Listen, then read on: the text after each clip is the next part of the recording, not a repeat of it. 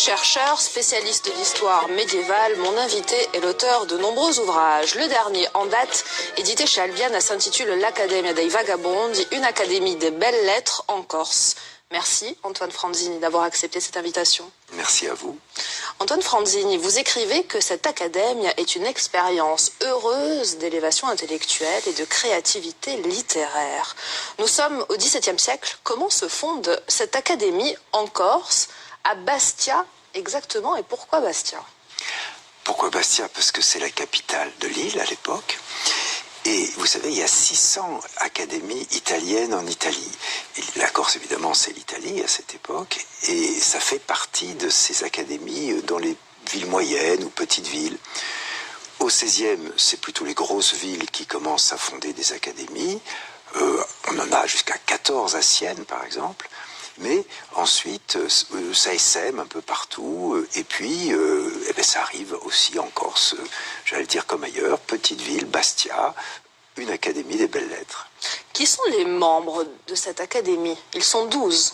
Ils sont 12, oui, c'est un chiffre, c'est l'harmonie, vous savez, c'est le chiffre de l'harmonie. Alors, ce sont beaucoup des bourgeois bastiais, bien sûr. Des notables. Oui, des bourgeois. La plupart sont juristes, négociants, ont des charges publiques. C'est assez intéressant de voir comment à la fois ils sont très actifs dans la vie sociale et économique. Ils disposent, par exemple, je crois quasiment la moitié du siècle, ils sont podestats les uns les autres de Bastia. Et en même temps, ils écrivent des ouvrages incroyables. Enfin, pas tous, mais il y en a 3 ou 4 qui écrivent des ouvrages vraiment importants qui restent encore aujourd'hui. Ce sont des lettrés? De grands lettrés. Est-ce qu'ils sont tous originaires de Bastia ou certains lettrés sont originaires de villages et rejoignent Bastia pour débattre, pour écrire dans cette académie? Non, l'Accademia est composée de Bastiais. D'ailleurs, ils disent corso-bastiese. Vous voyez, Bastia, c'est pas tout à fait corse, c'est un peu mélangé. D'ailleurs, c'est très, les familles sont souvent mélangées avec des familles ligures aussi. Les lettrés des villages, moi j'en ai compté environ 46 qui produisent quelque chose à cette époque. Eh bien, ils ne font pas partie de l'académie. Alors ils ne font pas partie de l'académie peut-être pour des raisons un peu les urbains contre les villageois, mais aussi parce que c'est loin, quoi. Pour se réunir, il vaut mieux être à côté. Mais il y a beaucoup d'excellents lettrés qui sont plutôt alors là des clercs, des prêtres, ou des moines ou des frères, et qui soit qui sont en Corse, soit qui se sont exilés dans différentes villes d'Italie. Justement, quelle était la place de la religion dans cette académie? Alors, absolument pas. Les académies italiennes se fondent, si vous voulez, dans le courant de l'humanisme, c'est-à-dire cette espèce de retour à l'antique du XIVe, XVe siècle italien, d'abord italien. Et donc, on arrive au XVIe où, vous savez, il va y avoir la réforme, il va y avoir une certaine dissidence religieuse. Tout le monde n'est pas luthérien ou calviniste, mais on croit plus ou moins à ceci, à cela, au purgatoire, on se moque un peu. Et les académies recueillent cette espèce d'héritage d'hétérodoxie, comme on disait, alors que l'université, qui est à la base toujours chrétienne, elle commence à amorcer un certain déclin. Donc vous avez un croisement entre le déclin progressif de l'université et puis la montée des académies dans le renouvellement des savoirs, de la position du savant, la position de l'artiste, voilà.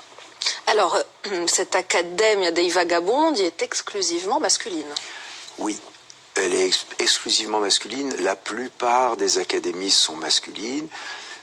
Une exception. Une exception à Sienne, où il y a une académie féminine et une académie mixte, une ou deux. Mais dans l'ensemble, c'est masculin. Mais les femmes assistent aux séances. Justement, dans ce XVIIe siècle en Corse, à Bastia, même ailleurs en Corse, mais comme Bastia est la ville la plus importante, est-ce que les femmes participent à la vie intellectuelle de l'île, de façon officielle ou pas? Comment s'organisent-elles? Ouais, c'est une question assez intéressante, mais je n'ai pas beaucoup de réponses, parce qu'on n'a pas de source. Moi, je n'ai pas de source, je ne connais pas de femmes lettrées. Il va y en avoir, forcément. Mais je ne connais pas de femmes lettrées insulaires, bastiaises ou des villages, si vous voulez.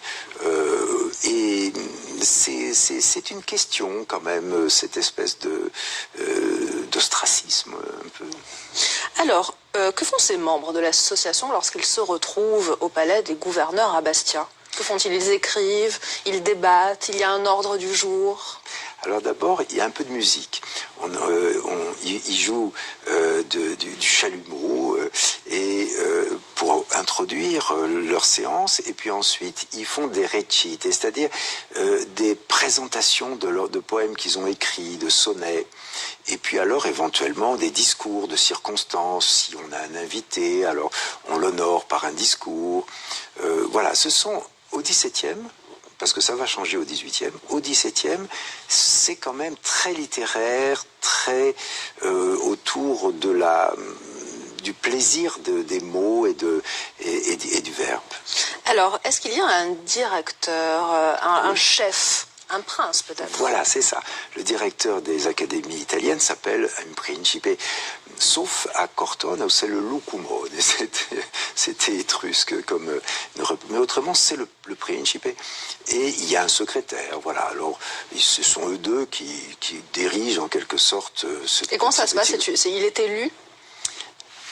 Alors, je pense qu'il est désigné par le protecteur, c'est-à-dire qu'en l'occurrence, l'Académie bastiaise est fondée sous la protection de l'évêque, qui est un grand lettré lui-même, et donc qui protège, qui ne fait pas partie de l'Académie, mais qui protège l'Académie, et donc je pense que c'est lui qui choisit le prince. Cette question de l'élection est très intéressante, parce qu'il y a comme ça des corps. Ça va être le cas au XVIIIe de la franc-maçonnerie, par exemple, où on élit les gens, vous voyez. Et donc cette affaire de l'élection va poser comment élit-on quelqu'un dans la société. Autrement dit, on va vers le suffrage universel ou censitaire, et ce sont des questions de fond, ça, c'est la manière. D'ailleurs, cette Académie dei Vagabonds, il fait penser à la franc-maçonnerie. Ces débats... oui, si avec cette volonté, voilà, d'émancipation intellectuelle, il y a quelque chose. Il y a quelque chose comme ça. Les buts, à mon avis, sont un peu différents.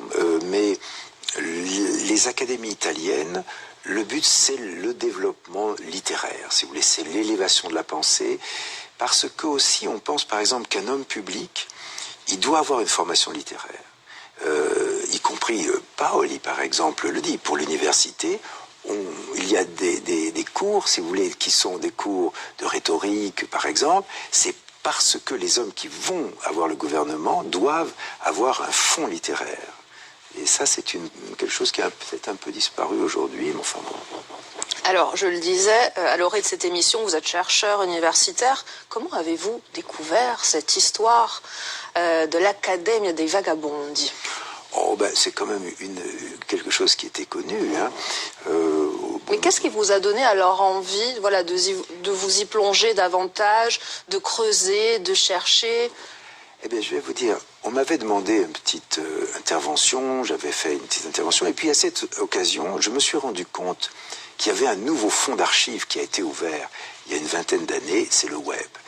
Le web nous donne des possibilités infinies, extraordinaires, parce que vous avez des journaux, des gazettes européennes du XVIIe, du XVIIIe par exemple, pas du XVIIe, du XVIIIe, qui se trouvent dans le Wisconsin ou je ne sais pas où, et avec le web, vous pouvez les lire, vous comprenez.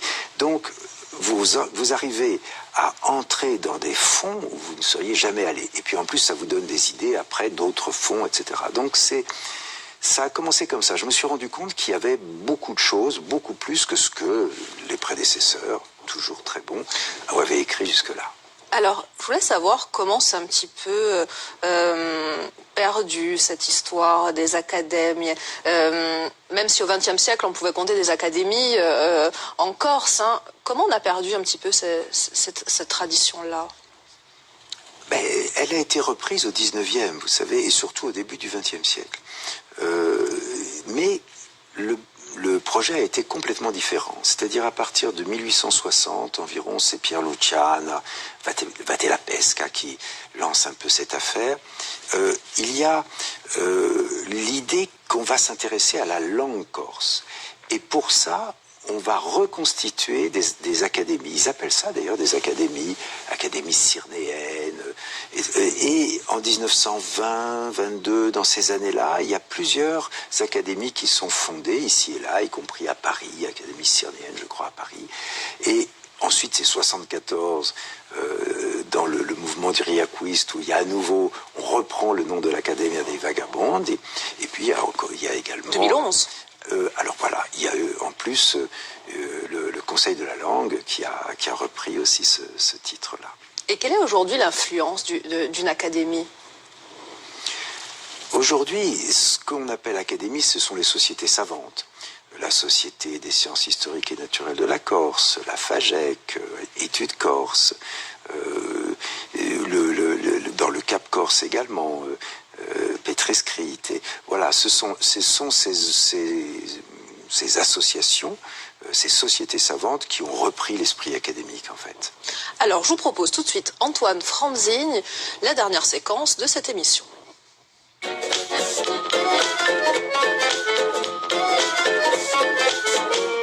Et pour cette dernière séquence, un face-à-face, Antoine Franzigne face à Velázquez. Vous avez choisi une œuvre de Diego Velázquez. Pourquoi ce peintre espagnol a-t-il retenu votre attention?